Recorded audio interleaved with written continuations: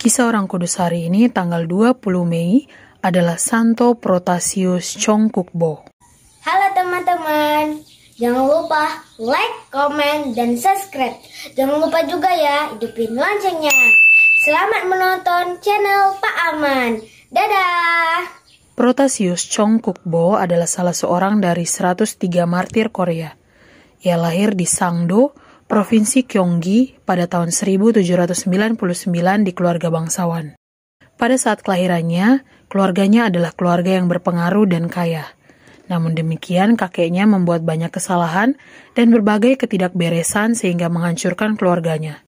Ayah dari Protasius yang ingin hidup sebagai orang biasa, dia menyembunyikan kebangsawanan keluarganya dan pindah ke Seoul dan bekerja di pabrik tali jerami yang dijalankan oleh pemerintah. Dia bekerja di sana bersama putranya Protasius. Protasius adalah seorang yang lembut dan sifatnya yang rendah hati. Bahkan di tengah kemiskinan dan kesulitan hidup, dia seorang yang lemah lembut dan ramah kepada setiap orang. Dia mendengar tentang gereja Katolik ketika usianya lebih dari 30 tahun, dan walaupun dia mendapatkan imannya di akhir hidupnya, ia berkeinginan kuat untuk mempelajari ajaran-ajaran gereja dan dengan setia menjalankannya. Beberapa tahun kemudian dia dibaptis. Pastor Yu Bang-jae, seorang imam dari Tiongkok, mengakui kesetiaan Protasius dan mempercayakan dia sebuah rumah yang baru dibeli. Rumah itu merupakan tempat peristirahatan untuk umat Katolik yang sedang menuju Seoul dari pedesaan untuk menerima sakramen. Protasius mengurus rumah itu dan memperhatikan para tamu. Bersama dengan istrinya, dia menawarkan dirinya secara penuh dalam melayani orang lain, dan kedua suami istri ini adalah contoh dari kehidupan Kristiani. Namun demikian, ketidakberuntungan merundung mereka terus-menerus. Terlepas dari kondisi mereka yang sangat miskin, Protasius juga tidak sehat. Mereka memiliki 14 anak-anak, namun mereka semua meninggal satu persatu ketika masih bayi, sampai tak seorang pun tersisa. Protasius menerima seluruh cobaan itu sebagai kehendak Allah dan menanggungnya tanpa mengeluh dalam persatuan dengan Kristus disalib. Dia selalu ingin untuk membaca buku-buku agama dan memiliki keinginan kuat untuk mendengar khotbah dan pengajaran dari Pastor Yu Bang-jae maupun dari para katekis. Ketika penganiayaan Kie terjadi pada bulan April tahun 1839, Protasius dan istrinya termasuk orang-orang pertama yang ditangkap dan dipenjarakan.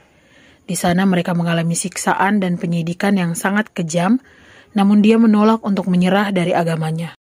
Namun ketika dia dikirim ke pengadilan yang lebih tinggi, dia tergoda oleh perkataan halus dan janji-janji dari para petugas.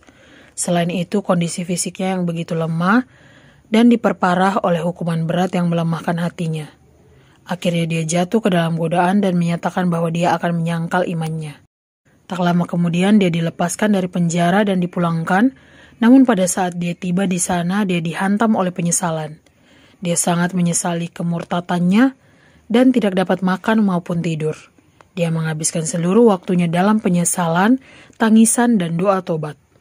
Dikuatkan oleh sesama umat Katolik, dia memutuskan untuk mengakui imannya.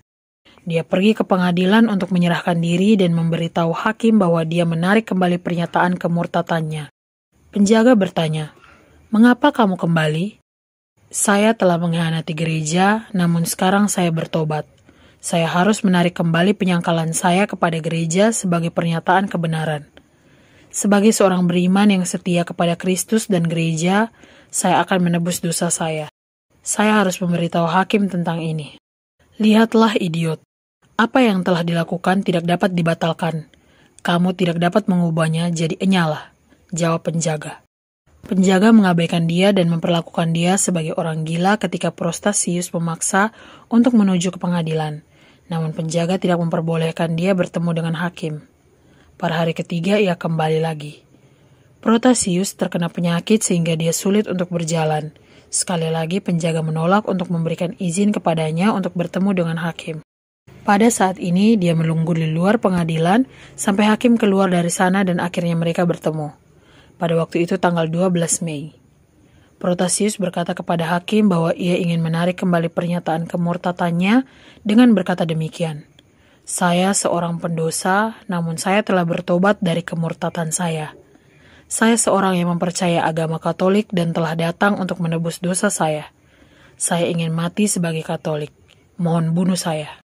Hakim yang merasa kesal dengan kegigihannya akhirnya memerintahkan agar dia dimasukkan kembali ke penjara. Setelah masuk penjara, Protasius bersyukur kepada Allah. Dia disambut oleh sesama umat Katolik di penjara dan penuh sukacita karena kembali kepada gereja dan akan menjadi seorang martir. Pada hari ketika Protasius kembali ke penjara, dua kakak beradik yaitu Columba Kim Hyo-im dan Agnes Kim Hyo-ju menjadi saksi akan iman mereka kepada Allah dengan menanggung siksaan dengan berani. Protasius dibawa keluar penjara untuk pergi ke pengadilan lagi. Dia dipukuli sebanyak 25 kali dengan menggunakan gada. Karena dia kembali dari penyangkalannya, penyiksa memukuli dia lebih kejam dari sebelumnya dan meninggalkan dia yang memang sudah lemah itu dan sekarang hampir mati. Melihat dia menderita penyakit tifoid, penjaga mengembalikan dia ke penjara. Ketika dia kembali ke penjara, dia dalam kondisi setengah mati. Dia meninggal beberapa jam kemudian pada malam itu.